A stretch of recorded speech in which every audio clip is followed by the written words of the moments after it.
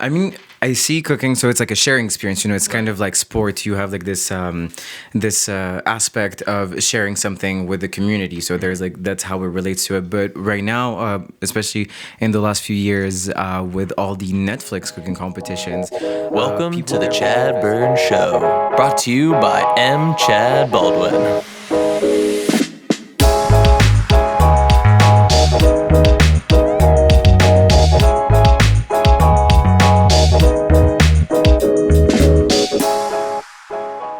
Welcome to the ChadBurn Show. I am your host, as always, M. ChadBurn, and running behind the scenes, the very talented, the amazing Julien Renvoise.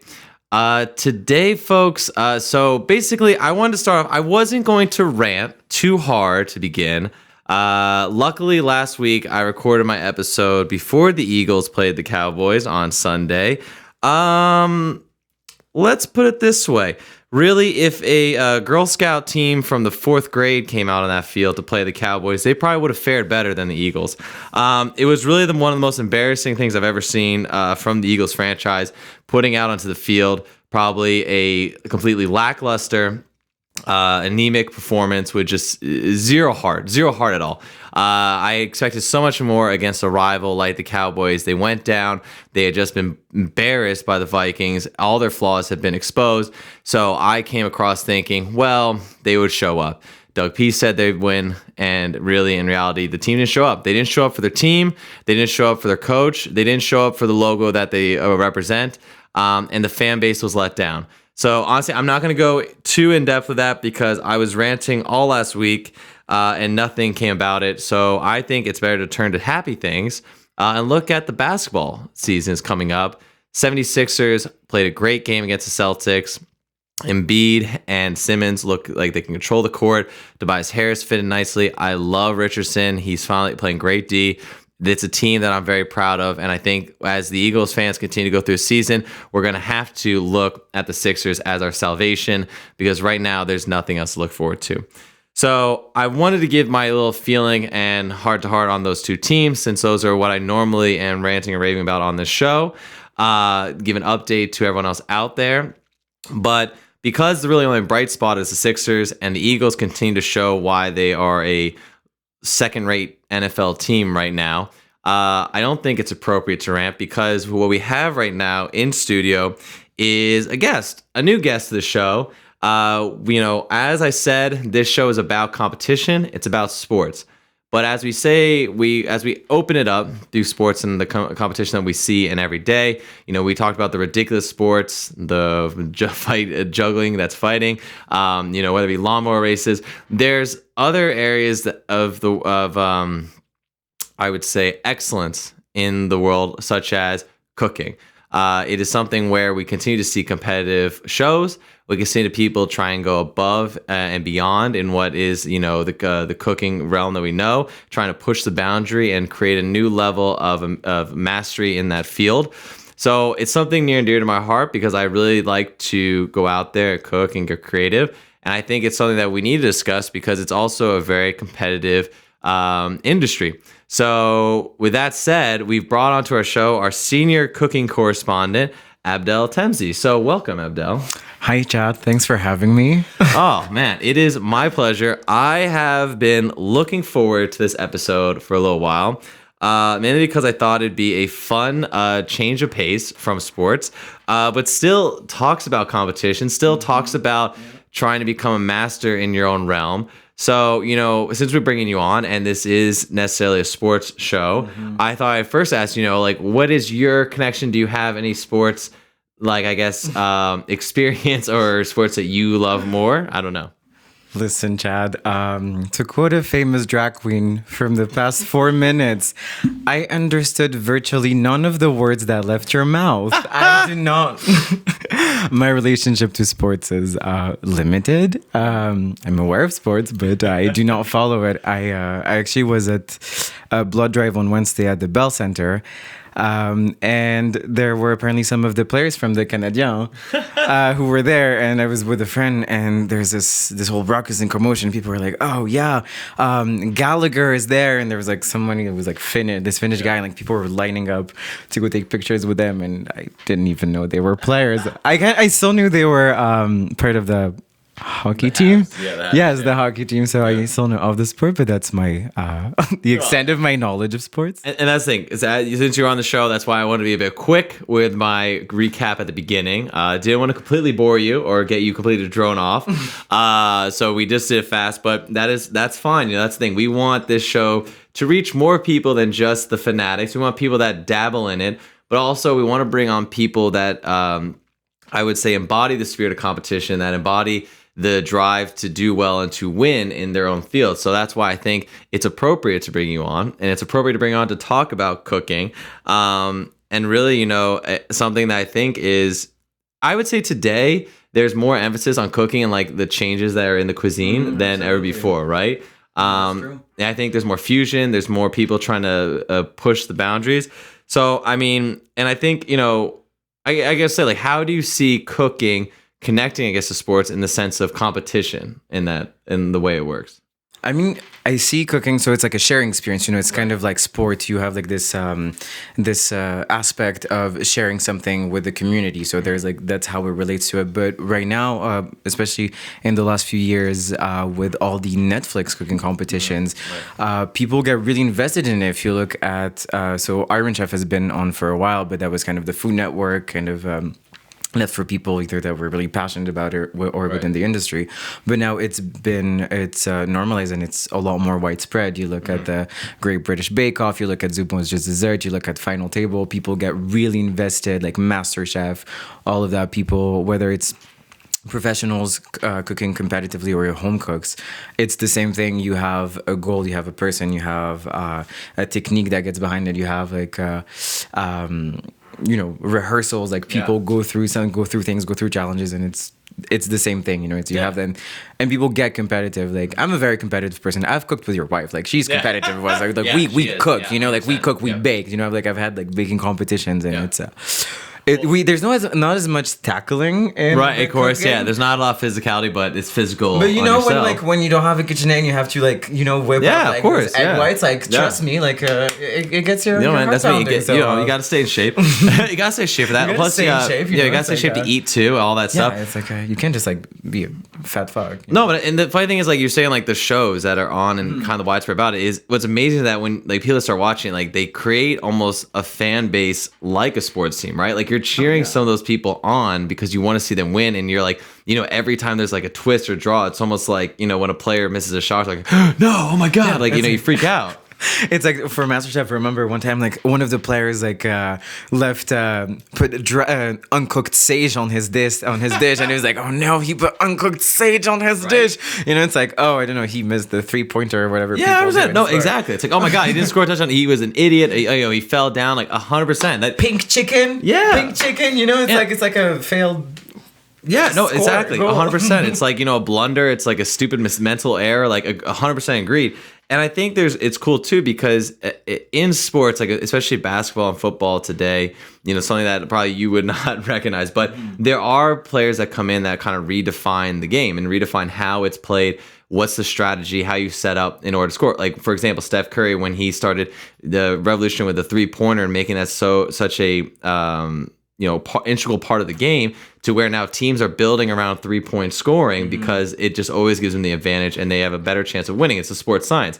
The same, you could say, is happening in cuisine, where you have people that practice traditional cooking, like French, Italian, and really basic, like, those are the dishes, and try and perfect that traditional style, to those that are like pushing the envelope to try and do fusion and try and do new kind of, I would say, new chemistry ways. Like, it's interesting. I think there's a lot of correlation there.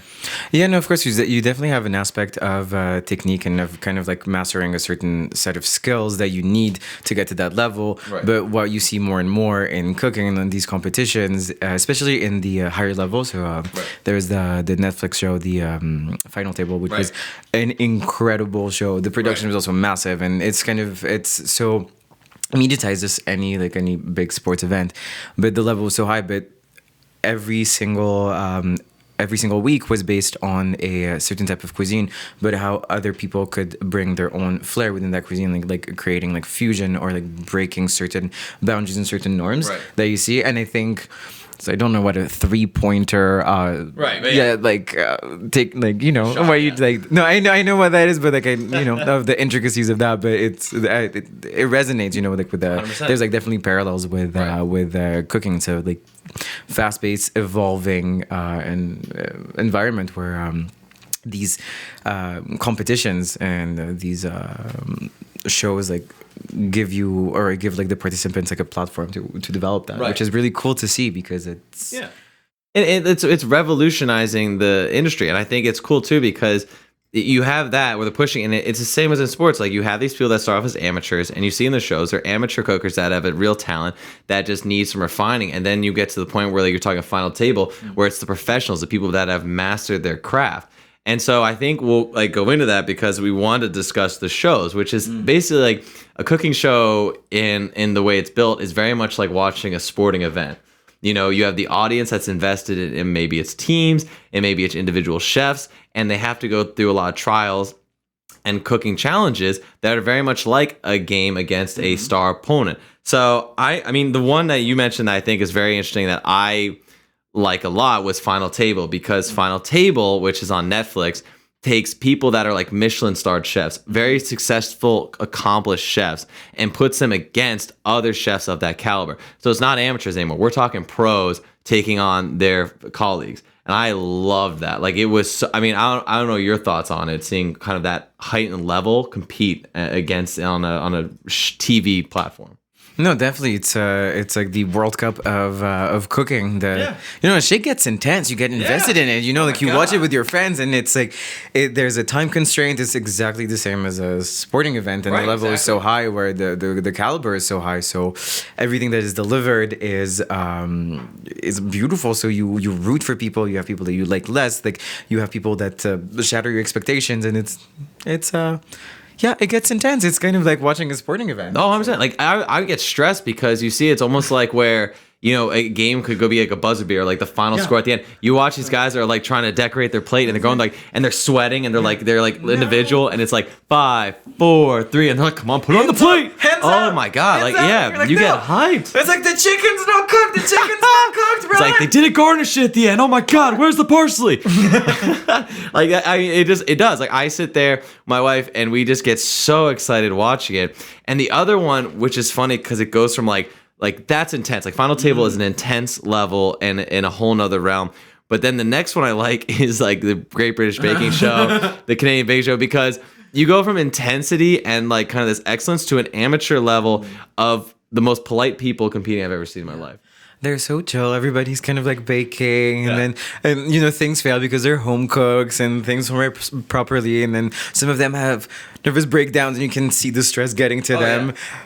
But then it's a very different atmosphere. Everybody's nice to each other. They're missing an egg, they're missing some butter, they're missing some icing. They're like, oh yes, of course, here you go, sweetie. My God, I know. And it's a lot more relaxing. It's still really enjoyable. It's just it's more, I'd say, when teams have I'm gonna try like a sports reference.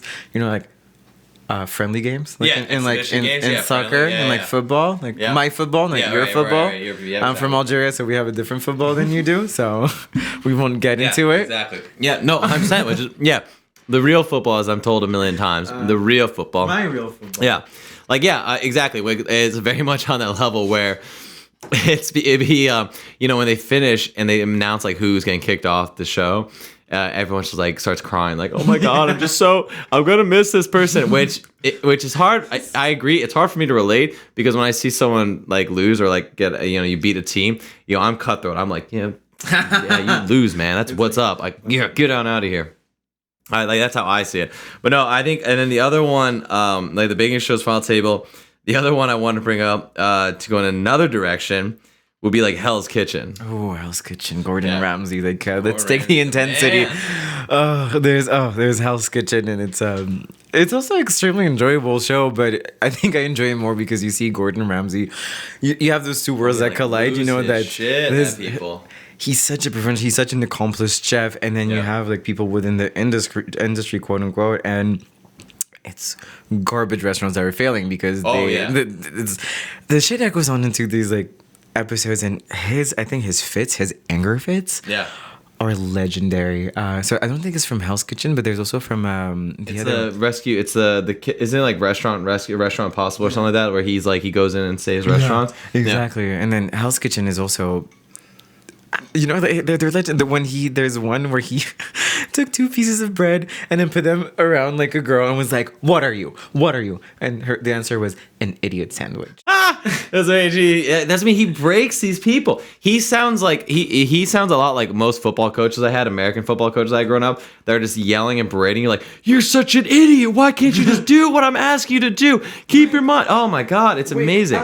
But actually, he was also a judge for MasterChef Kids. Right, and he's very nice there. He's really nice. I actually listened to one of his interviews, and he said that it's his techniques. He owns I think like 20 plus restaurants. He has so many Michelin stars, and he said that you have to rule with an iron fist, but kind of adapt to each person. Like there's people that can take on more. Like it's kind of a whiplash effect where like, you know, that's what he wants. But with kids, he's a lot chiller where he's like, "Oh no, it's okay. I have 2 daughters at home. Don't cry. You can do this." No, exactly. Not trying to completely crush their spirit and soul. But then you see him in Hell's Kitchen and people throws shit. If you mess up cooking a steak or anything at the wrong temperature and not the right amount, he will literally throw it at your head and like plants. It's amazing. Yes, it's he goes in the face. Like I can't. No, I really do like it, but it's funny too because like I feel like he says he has to rule iron fist because there's almost that level 2, which I want to relate back to kind of the sports world because in a kitchen it's very much a team. Like there is obviously the captain, there's the leader of it, the coach, who guiding everyone there, but everyone needs to be so in sync and deliver on all their dishes or all their elements, or the team completely fails. Like the dish 100%. Fails. And like I've never been in that situation. I don't know if you've ever been, but like if you experienced, I mean, like. How much is it, like how team oriented is there, or is it more cutthroat, do you think, in the kitchen? It's both. It's like, it's definitely team oriented and cutthroat at the same time. So, funny side story, I considered going to culinary school. I actually applied to culinary school and I got in. I was going to go into it. So, I looked at the industry a lot. And it's similar to sport, but it's also a lot more similar to the military, where it's like it's a hierarchy. So, you have like your executive chefs, your sous chef, your line chefs that everybody's in charge of a specific part of the kitchen, and when you're delivering a dish, it's not just one thing, right? It's not one element.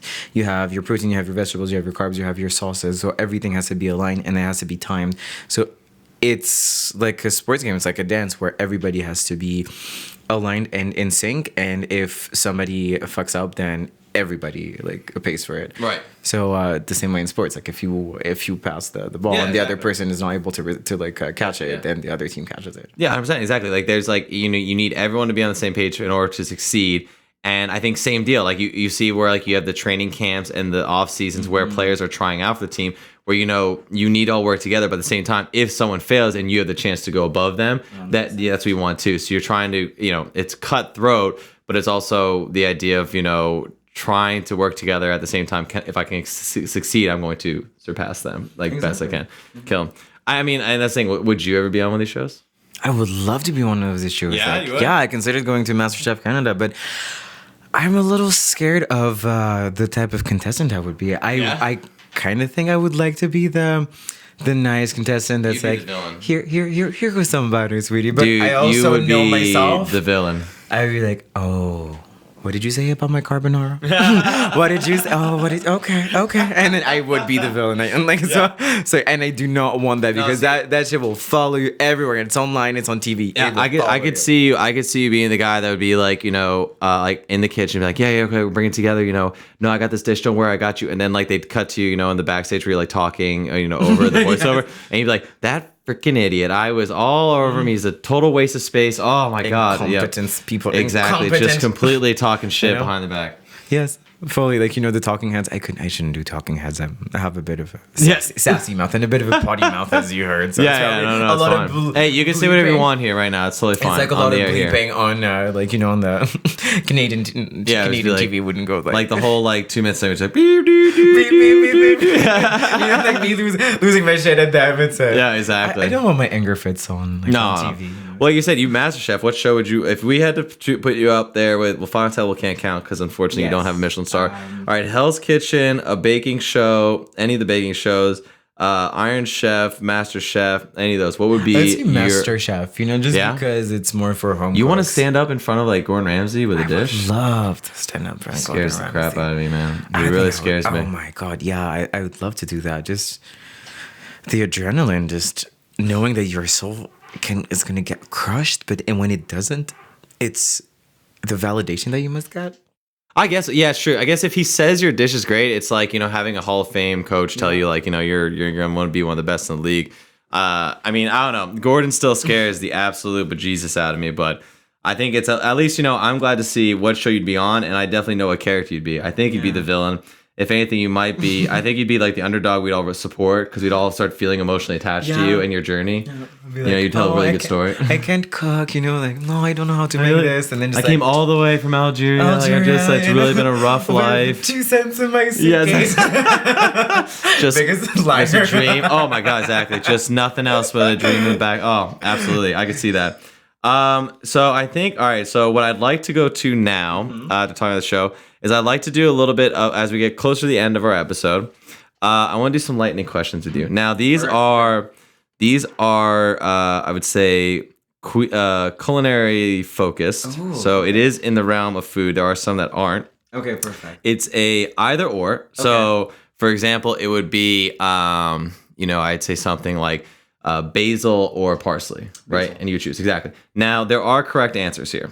So if you get it wrong, I'll let you know. But if you get it right, if you get all 15 questions right, and we'll try and do it within like 2 minutes. If you get all 15 questions right, there will be an amazing prize. Ooh. Still think about it. Prize. If you don't get all right, we'll think of a prize for you as well. I don't think you'll get all 15 in a row, but I think if you do, we have to do something for you.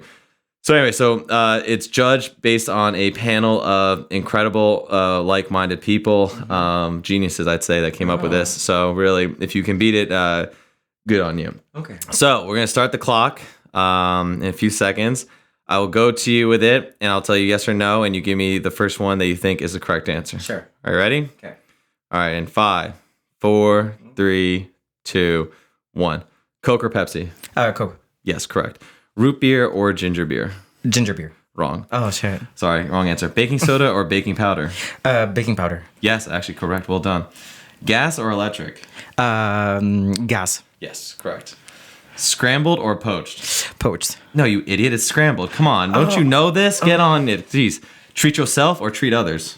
Treat others. No, treat yourself. What? Oh, man. That's not my Abdel, cooking. 2 in a row. Doing terrible. Ham or turkey?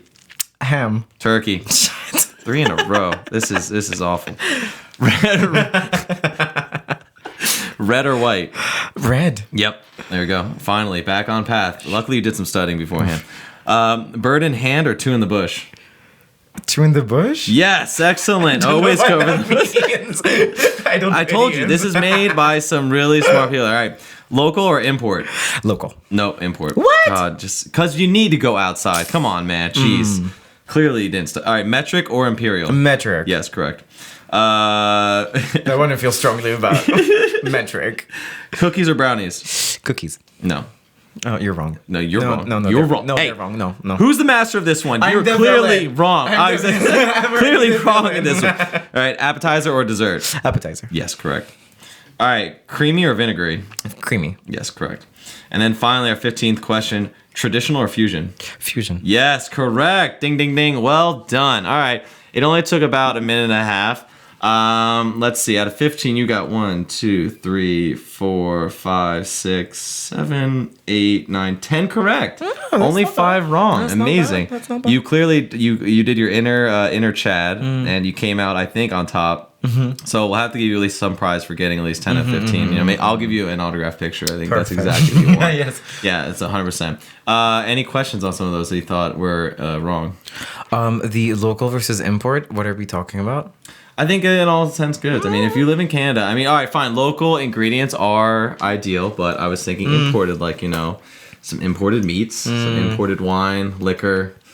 The works. Support your local scene. Always support the local scene. There was another one. The coleslaw one, the creamy versus vinaigrette. Did I get that one right? Yeah, you got that one right. Okay, creamy. Excellent job, course, really. Yes, of course. We really thought this one through. And then, okay, scrambled versus poached. There's, like the scrambled when you're cooking for 20 people.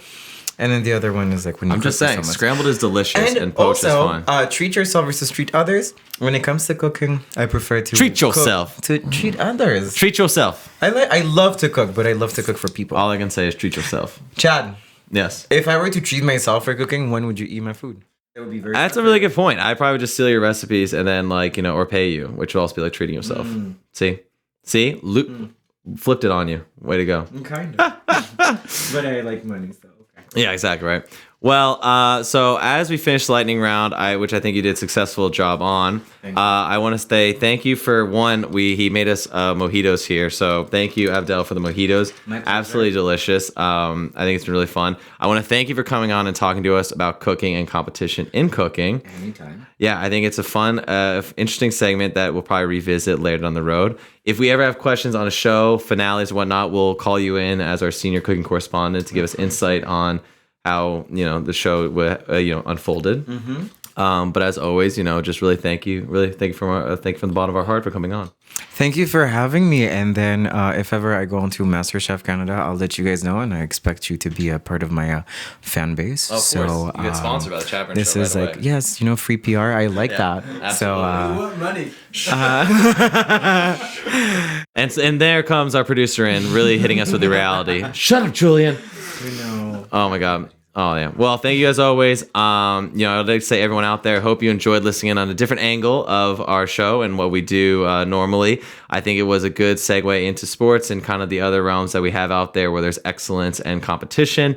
As always, if you have any questions, you can email me at chadburn.show@gmail.com or reach out on my Instagram. It's at the ChadBurn Show. Again, it's at the ChadBurn Show. I will be happy to take in any questions or recommendations for the next segment. Again, thank you, Abdel. Cheers to the camera. thank you. And you can follow me on Instagram at Abdel Ice Cream. And I do great yolk porn every Sunday because I go for brunch. So if you want There you go. If you need that, man, get that food porn. Absolutely. So thank you, everyone. I hope you enjoyed this show, and we'll catch you next time. And as always, have a great evening, guys. Bye.